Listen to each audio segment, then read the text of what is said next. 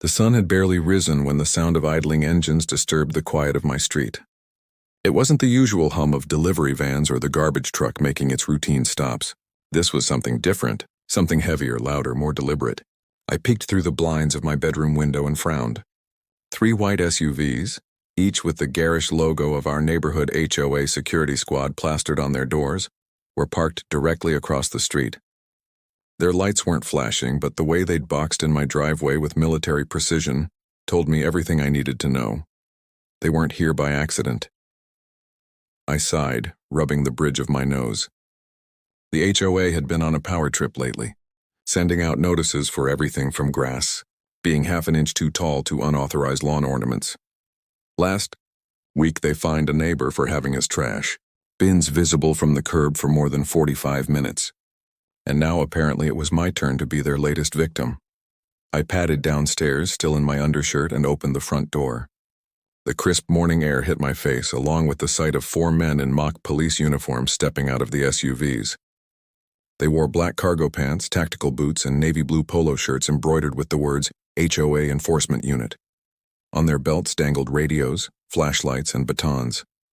None of them carried firearms, thankfully, but the holsters on their hips, empty as they were, felt like a deliberate intimidation tactic. "Morning, sir," the tallest one said, flipping open a clipboard like some kind of bureaucratic gunslinger. His badge, shiny but laughably plastic, caught the sunlight. "You are in violation of HOA Code Section 14B. Unpaid fine of $79 assessed 2 weeks ago. We've been authorized to restrict access to your property until the matter is resolved." I blinked at him, half in disbelief, half in amusement. "You blocked my driveway over $79? "It's not about the amount," he said stiffly. "It's about compliance. Our community thrives on order. Order." That word hung in the air like a bad smell. These guys loved it, worshipped it, twisted it into their own excuse to play soldier. I recognized a few of them from around the neighborhood. Middle-aged men with beer guts and too much free time. The kind who relived their high school football glory days every time they strapped on a reflective vest. "Look," I said, keeping my tone calm. "I didn't even receive notice of this fine." "What's it for?" "Failure to maintain mailbox paint," the clipboard warrior replied, flipping to another page with relish. "Your mailbox has visible chipping on the left side.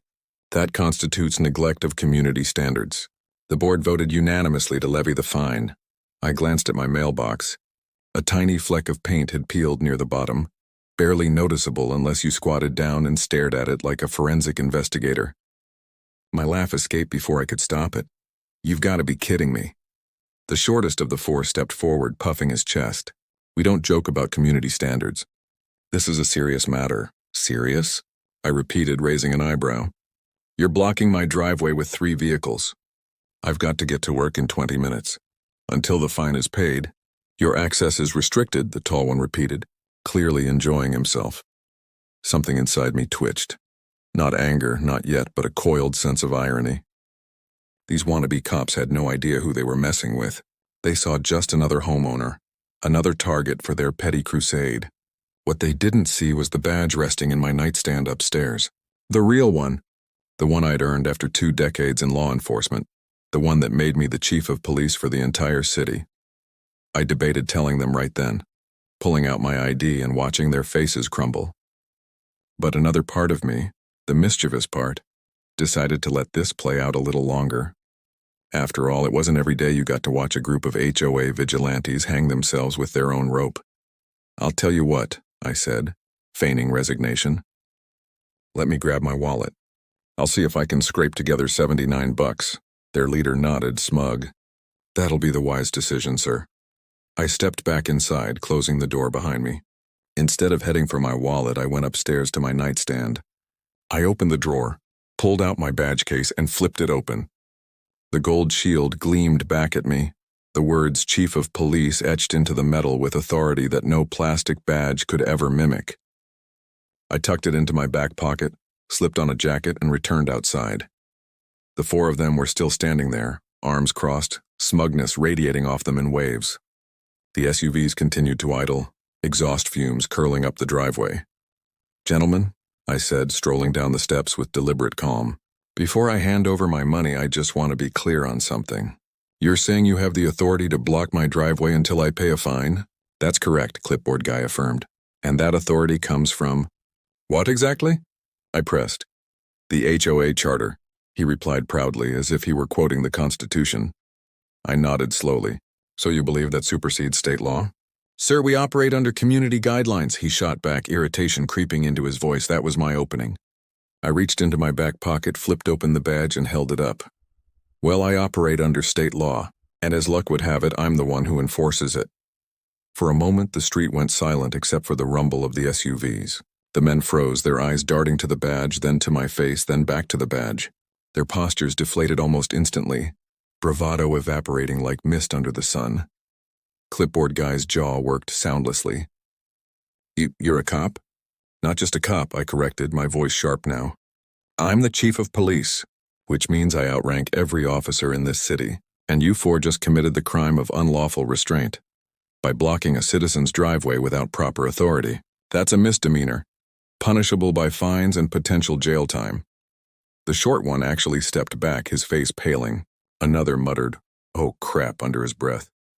I let the silence linger, savoring the sight of their little play-acting empire crumbling. Then I leaned in, lowering my voice to a controlled growl. You think wearing cargo pants and carrying clipboards makes you lawmen? It doesn't. You're civilians with an overinflated sense of power, and right now you've overstepped your bounds in a way that could land you in real trouble. Clipboard guy tried to recover, but his voice cracked. We were just following orders from the HOA board. Congratulations, I cut him off. You just implicated them too. If you think this stops at you four, you're mistaken. This entire stunt reeks of harassment and unlawful conduct. One of them stammered. We didn't mean… Intent doesn't erase the law, I snapped. Now here's what's going to happen. You're going to move your vehicles immediately, or I'll call in a patrol unit to impound them. Then I'll have each of you booked downtown for unlawful restraint. And believe me, your little HOA isn't going to bail you out of that mess. They scrambled like kids caught with their hands in the cookie jar. Radios crackled uselessly as they rushed to their SUVs, engines revving louder now as if trying to drown out their embarrassment. Within 30 seconds, my driveway was clear, the street once again open and quiet.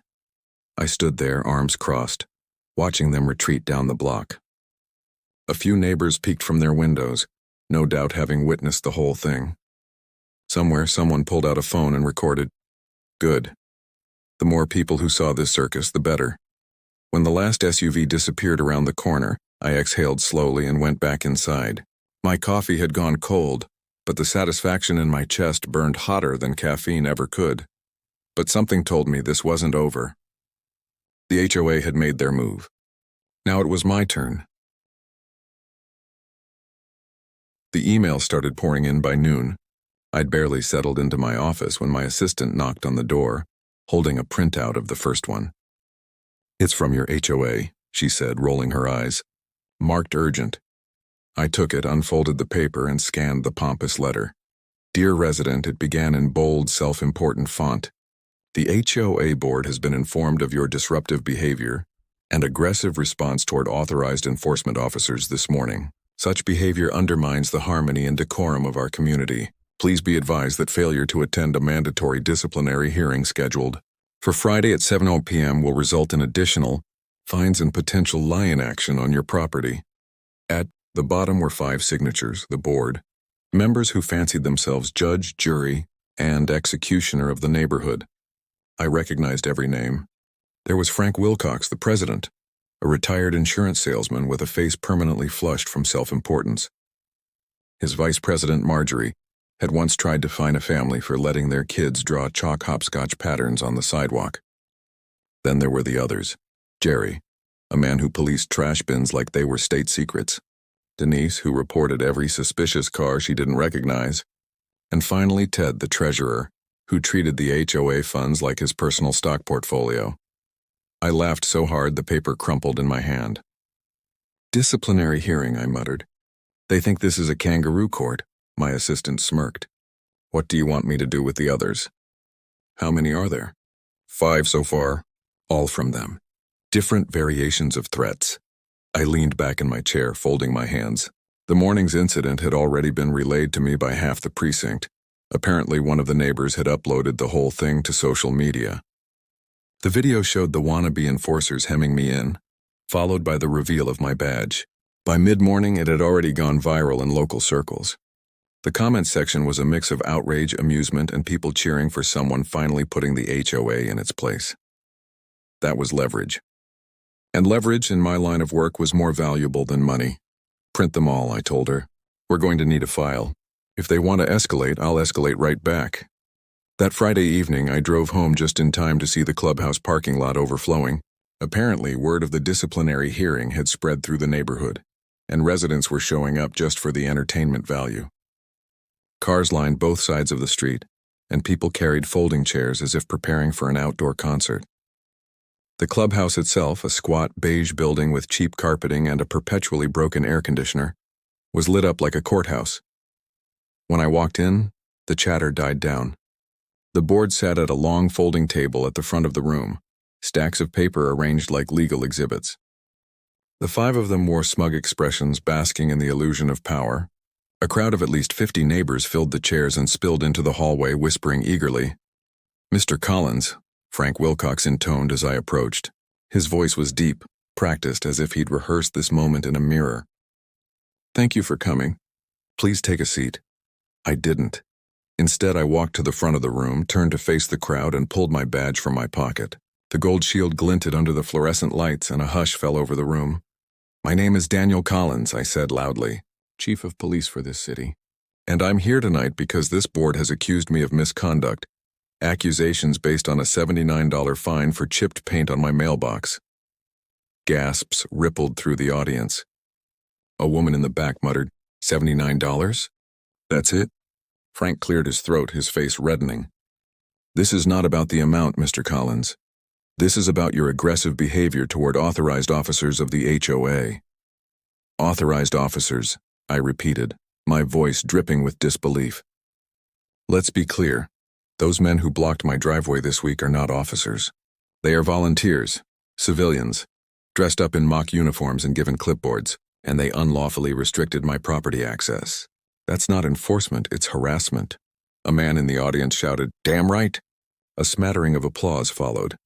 Marjorie slammed a gavel on the table, though no one had given her permission to play judge. "Order. This is a hearing, not a free-for-all." "No," I said sharply, stepping closer to their table. "This isn't a hearing. You don't have that kind of authority. What you have is a charter that allows you to manage landscaping contracts and organize potlucks. You don't have the legal right to detain, restrict, or threaten residents. And you sure as hell don't get to discipline me for standing up to a group of neighborhood bullies." Frank bristled. "We will not be spoken to in this manner." I leaned in, lowering my voice just enough that only they could hear the next part. "You're lucky I'm even here voluntarily, because if I wanted, I could have you all served with notices of investigation by Monday morning. Fraud, misuse of HOA funds, harassment. Pick your poison. Do you really want me to pull that thread?" Their faces drained of color.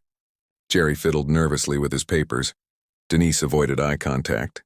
Ted shifted in his seat like a child caught cheating on a test. Only Marjorie clung to her gavel, though her hand trembled slightly. I straightened, turning back to the crowd. "This board has crossed a line. Today it's $79 for a mailbox. Tomorrow it's $200 for a lawn ornament or $500 for letting your kids ride their bikes after dark. And if you don't pay, they'll block your driveway, humiliate you, and threaten you with liens. That's not community management, that's extortion." The room erupted in murmurs of agreement. One man stood up. "They fined me $200 because my truck was parked in my own driveway overnight." Another woman added, "They tried to fine my elderly mother for having a wreath on her door past January." A wreath! The crowd swelled with frustration, voices overlapping. The board looked overwhelmed, their carefully orchestrated theater spiraling out of control. "Order!" Marjorie barked again, banging her gavel so hard it snapped in half. The broken handle clattered across the table, a perfect symbol of their crumbling authority. I couldn't help but smile. "Here's what's going to happen," I said, my voice cutting through the noise. "You're going to rescind my fine. You're going to disband your so-called enforcement unit.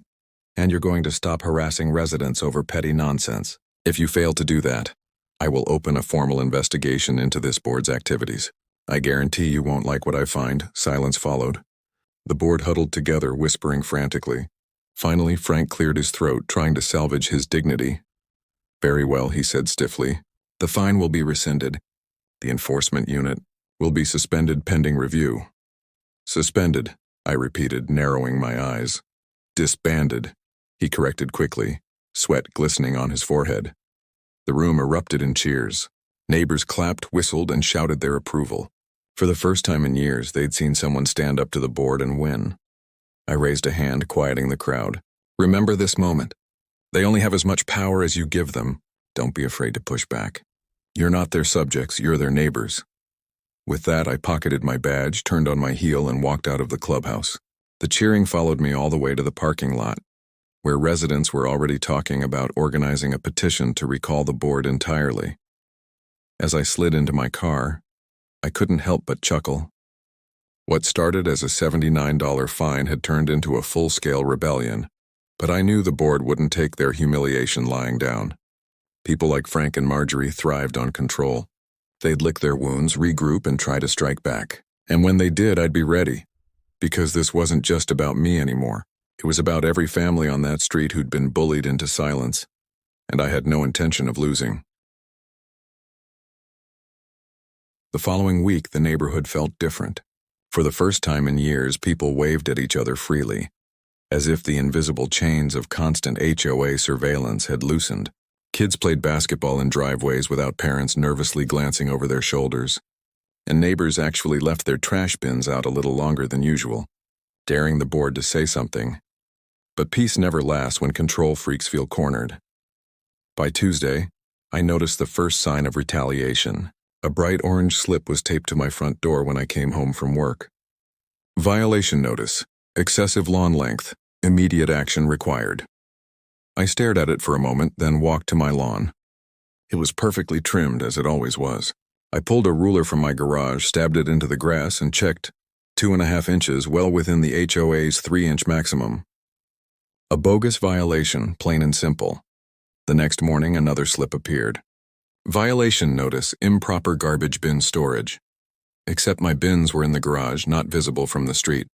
Later that week, they cited me for unauthorized vehicle in driveway, referring to my wife's car, which had been parked there for all of 3 hours. It was laughable at first, a petty attempt to regain control. But by Friday, I realized they weren't just targeting me. I ran into my neighbor Bill while getting the mail. He was red-faced, holding a crumpled violation slip. They fined me $200 because my kid left his bike on the front lawn overnight, he said, his voice shaking with anger. You think this has anything to do with, the other night? Yeah, I said grimly. They're lashing out. Word spread quickly.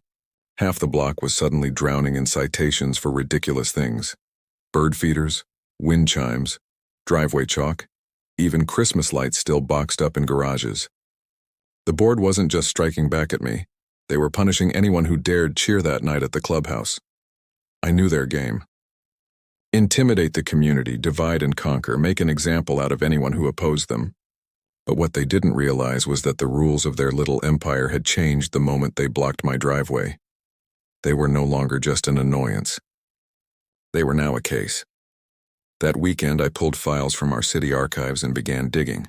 HOAs, despite their inflated sense of importance, were still subject to state law. Misuse of funds, harassment, fraud, any of it could bring them down. I requested their financial statements, reviewed the governing documents they filed with the county, and highlighted every irregularity I could find. It didn't take long to spot patterns. Thousands of dollars in administrative expenses with no clear explanation. Payments to a landscaping company owned by the board treasurer's cousin. Inflated security fees for their so-called enforcement unit. If this were a street gang, we'd call it racketeering. Meanwhile, I noticed other, more subtle forms of harassment. A black SUV parked across from my house for hours, engine running. A man with a camera loitering at the corner, snapping photos of my yard, my car, even my kids. Once, my wife answered the phone to a silent call that clicked off after she said hello. They weren't just finding us, they were watching us. That was their mistake. If there's one thing law enforcement knows how to do, it's surveillance. And I had far better resources than they did. By Monday, I had a plan. The first step was subtle. I called a meeting with several neighbors who'd also been targeted. We gathered in Bill's garage, sipping beers and venting about the nonsense. They fined me $300. Because my dog barked at a squirrel, one woman said bitterly. They said my shutters weren't the approved shade of beige, another added. How many shades of beige can there be? As the stories piled up, I laid out the evidence I'd gathered. Bank records, conflicts of interest, misuse of funds. The crowd grew silent as I spread the papers on the workbench like a prosecutor preparing an indictment. They're not just petty, I told them. They're dirty, and we're going to expose them. The second step required patience. I had a buddy in the financial crimes unit who owed me a favor. I handed him the documents, careful not to make it an official investigation just yet, but enough to get him interested. Keep this quiet for now, I said. I want to see how far they go. The third step was bait. That Thursday, I deliberately parked my unmarked police vehicle. Black, tinted windows. The kind that makes people nervous, halfway in my driveway and halfway in the street. I knew it violated their precious guidelines. Sure enough, by the next morning, another bright orange slip was plastered to my windshield. But this one was different. Instead of the usual fine, it came with a handwritten note. If you don't back down, we'll make things harder for you. Much harder. That was the nail in their coffin. A threat in writing. I kept the slip in a plastic evidence bag and logged it just as I would in any other case. By then, my patience was wearing thin. I'd given them enough rope and they'd tied their own noose. The following week, I began setting the trap. Every time one of their so-called inspectors came by with a camera, one of my plainclothes officers just happened to be jogging on the sidewalk with a body cam rolling. When they left threatening notes, I preserved them with chain of custody documentation. When the black SUV tailed my wife to the grocery store, an off-duty cop followed it right back to Ted, the treasurer's house. The board thought they were shadowing me. In reality, I was shadowing them, but their arrogance ran deeper than I expected. On Friday night, as I sat down to dinner with my family, there was a knock on the door. I opened it to find two men in suits holding briefcases. They introduced themselves as attorneys, retained by the HOA board, and handed me a thick envelope. You're hereby notified, one of them said, that your actions have created a hostile environment within the community. The board is considering civil action against you personally, as well as a restraining order to limit your interference with HOA operations. I stared at them for a long moment, then smiled. Gentlemen, do yourselves a favor. Look inside that envelope and tell me which law firm signed those papers. They exchanged nervous glances, flipping through the documents. Sure enough, the header listed a firm that hadn't existed in over a decade. The board had either forged the paperwork themselves or hired some fly-by-night operation to pose as legal counsel. I closed the door on their stunned faces and burst out laughing. They were desperate now, clinging to any shred of control, even if it meant fabricating lawsuits. But desperation makes people sloppy, and sloppy people are easy to catch. By Sunday evening, I had enough evidence to bury them. Fraudulent financial records, harassment, intimidation, false legal threats. If I pushed this to the DA, the entire board could be facing charges ranging from misappropriation of funds to criminal harassment. Still, I hesitated. Part of me wanted to unleash the full weight of the law, drag them out of their beige clubhouse in handcuffs. But another part of me wondered if there was a better way, one that would humiliate them publicly, strip away their power, and leave them disgraced in the eyes of the very neighbors they'd tormented, because people like Frank and Marjorie feared one thing above all else. Not jail, not fines, not even lawsuits. They feared losing control, and I planned to take it from them piece by piece. The next step wouldn't be legal. It would be tactical. I'd let them play their last card, overreach one final time, and then expose everything in front of the entire neighborhood. I just had to be patient, because when they fell, I wanted everyone to see it, and I wanted them to know exactly who brought them down. They called it a community safety drill. The phrase alone should have set off alarms. By the time Friday rolled around, the heat of the week had settled into a thick, uneasy quiet, like the calm before a thunderstorm. Neighbors walked their dogs a little faster. Children were shepherded inside earlier than usual. There was a nervous energy that tasted of expectation and dread. The HOA had sent out bright, glossy flyers promising urgent, important information about neighborhood safety, urging residents to attend an emergency meeting at sundown in the clubhouse parking lot. Underneath, in smaller print, was the truth. The meeting was ostensibly about a supposed safety threat, an alleged gas main issue that required immediate, organized response. The flyer didn't say who discovered it. It didn't say which authority had verified it. What it did say, in capital letters, was that the HOA enforcement unit would be activating temporary street closures and directing traffic. The implication was clear: listen to us, obey us, and we will keep you safe.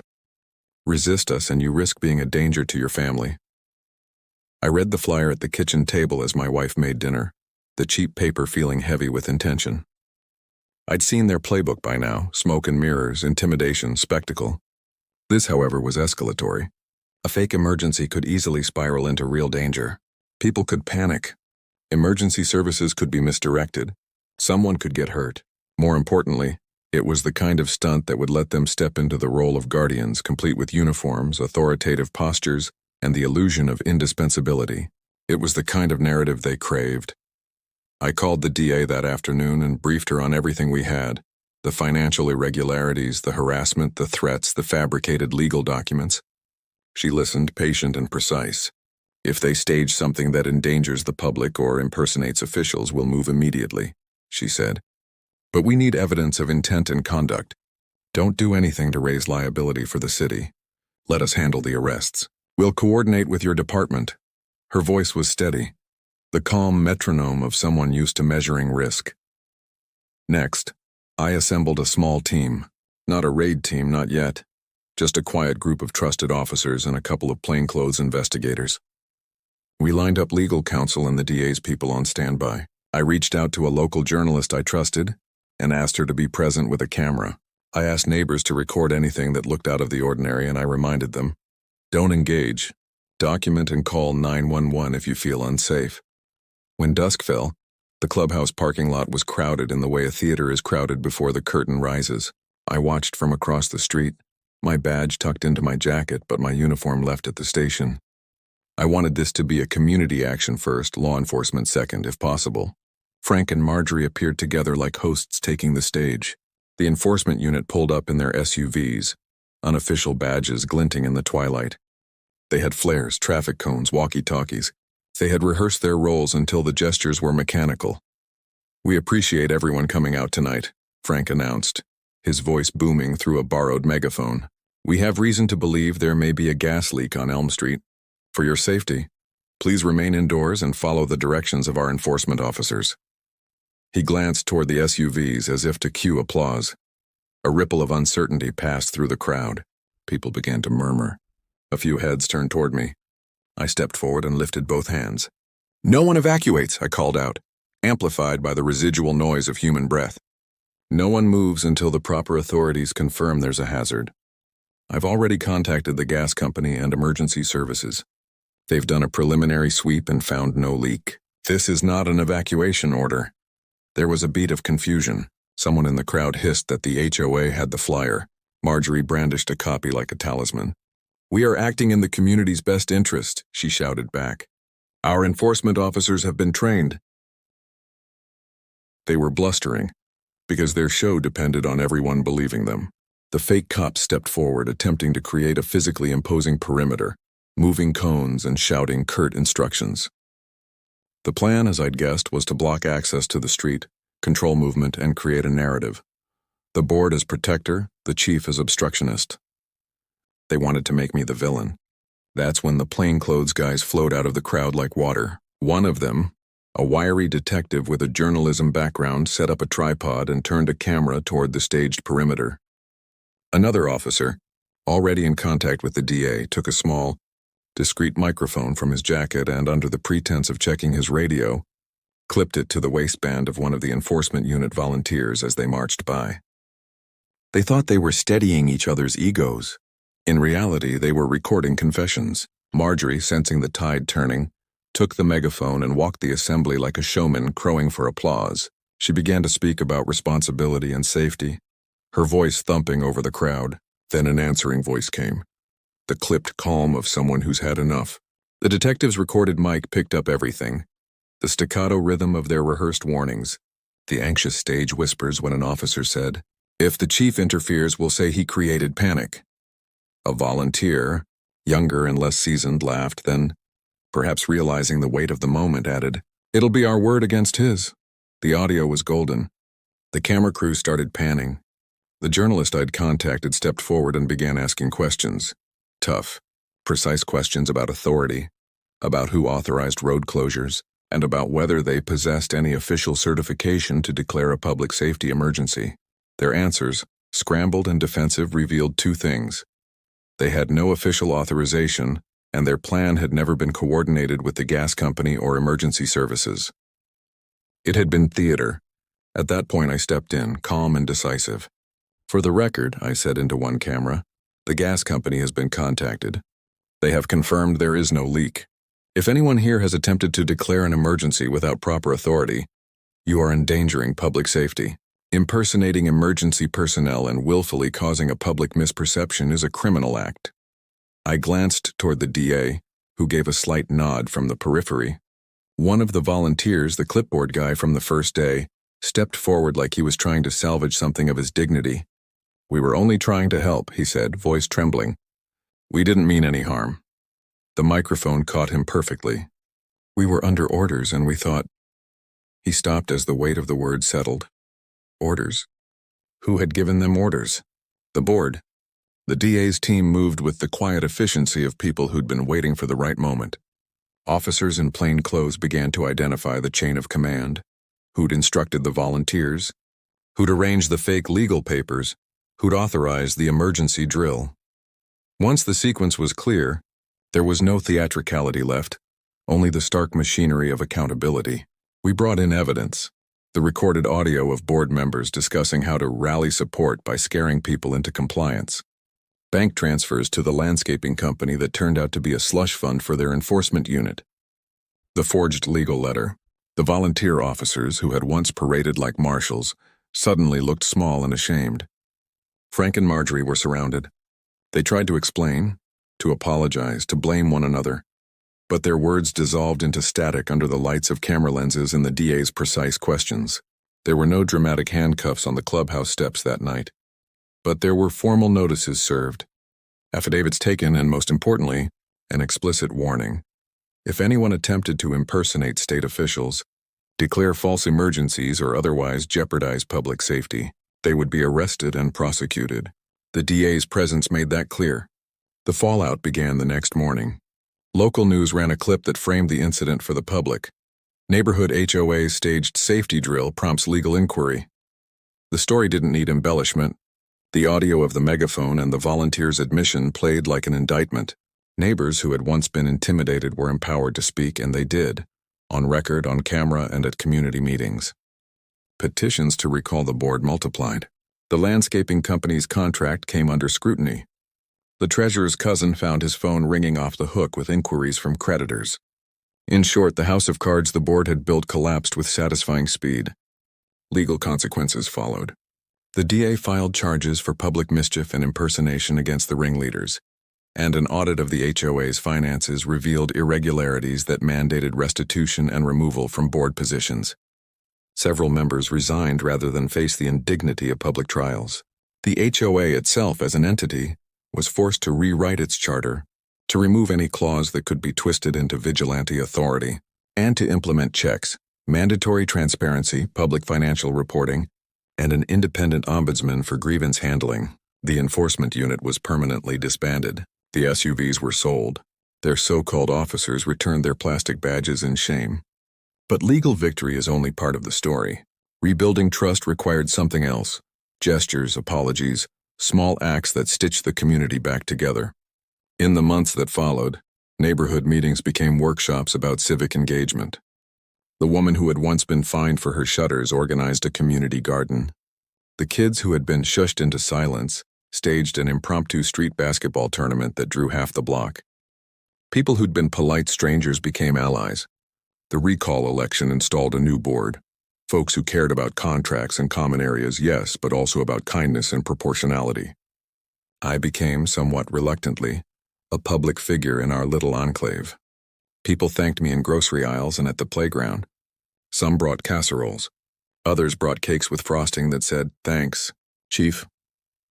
I accepted the gratitude with the quiet I'd always preferred, aware that the badge I wore outside of work was a symbol of responsibilities, not a crown. One of the sweeter ironies was that the clipboard guy, timid, a little lost, showed up at one of the community meetings months later, eyes downcast, and apologized in front of everyone. He'd been pressured by the board, he said. He'd been scared. The room, to my surprise, forgave him. He helped plant a tree that spring, a crooked sapling, now a neighborhood joke and a symbol of new growth. On a Saturday morning, several months after the fake emergency, I sat on my porch with a coffee that had finally cooled.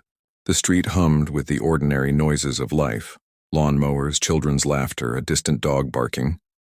Across the way, Marjorie's old house had been sold to a young family with 2 kids who skipped down the sidewalk and waved at everyone. The clubhouse, painted a cheerful tan, now hosted a weekend farmer's market. Power is a funny thing, I thought.